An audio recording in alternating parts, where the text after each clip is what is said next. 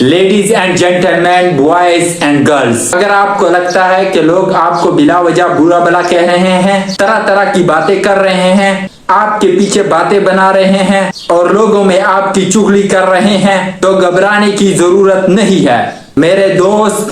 آپ اس سے یہ سمجھ لیں کہ آپ ان لوگوں سے 10 قدم آگے نکل چکے ہیں۔ دوست، آپ وہ کام کر رہے ہیں جو ان کے بس کی بات نہیں۔ دنیا میں بڑے سے بڑے لوگ جو بھی کامیاب ہوئے ہیں، انہوں نے ہمیشہ لوگوں کی باتوں پہ ریئیکٹ نہیں کرا ہے، بلکہ ہمیشہ رسپونڈ کیا۔ اب بات یہ ہے کہ رسپونڈ کسے کہتے ہیں اور ریئیکٹ کسے کہتے ہیں۔ ریئیکٹ کا مطلب یہ ہے کہ کسی کی بات آپ کو بری لگے اور بجائے آپ اسے اگنور کریں، اپنے کام پر فوکس رکھیں، آپ اسے جواب دینے میں اپنا ٹائم ضائع کرتے ہیں، آپ اس کی بات پر سوچتے رہتے ہیں، اس کو ریئیکٹ کہتے ہیں۔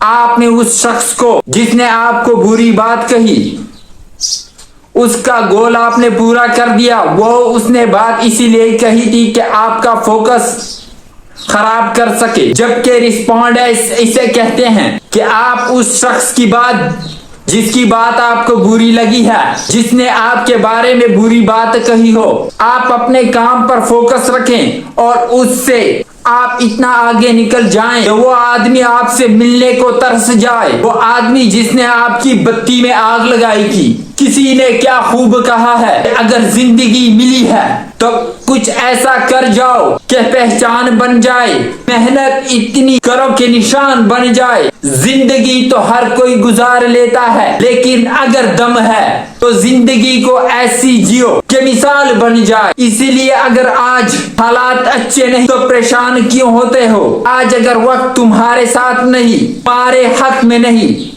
تو کیوں روتے ہو؟ اس بات کو یاد رکھو کہ وقت حق میں آتا نہیں بلکہ اسے لانا پڑتا ہے۔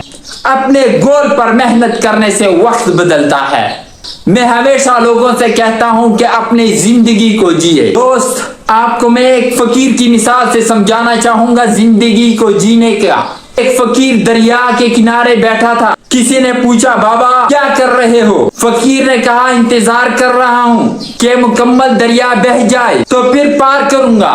اس آدمی نے کہا، کیسی بات کرتے ہو بابا، مکمل پانی بہنے کے انتظار میں تو تم کبھی دریا پار نہیں کر پاؤ گے۔ فقیر نے کہا، یہی بات میں لوگوں کو سمجھانے کی کوشش کر رہا ہوں، یہی بات میں تم لوگوں کو سمجھانے کی کوشش کر رہا ہوں کہ تم لوگ جو ہمیشہ کہتے ہو کہ ایک بار گھر کی ذمہ داریاں مکمل ہو جائیں، پوری ہو جائیں، پھر مزہ آ جائے گا اور آرام سے زندگی گزاروں گا، آرام سے زندگی جیوں گا، میرا بینک بیلنس اتنا ہو جائے، میرا فلاں کام ہو جائے، میری جاب لگ جائے، ہاں جی، تو زندگی جیوں گا۔ جیسے دریا کا پانی ختم نہیں ہوگا، ہمیں اس پانی سے ہی پار ہونے کا راستہ بنانا ہے، اسی طرح زندگی ختم ہو جائے گی، پر زندگی کے کام اور ذمہ داریاں کبھی ختم نہیں ہوں گی، خواہشات کبھی نہیں ختم ہوں گی۔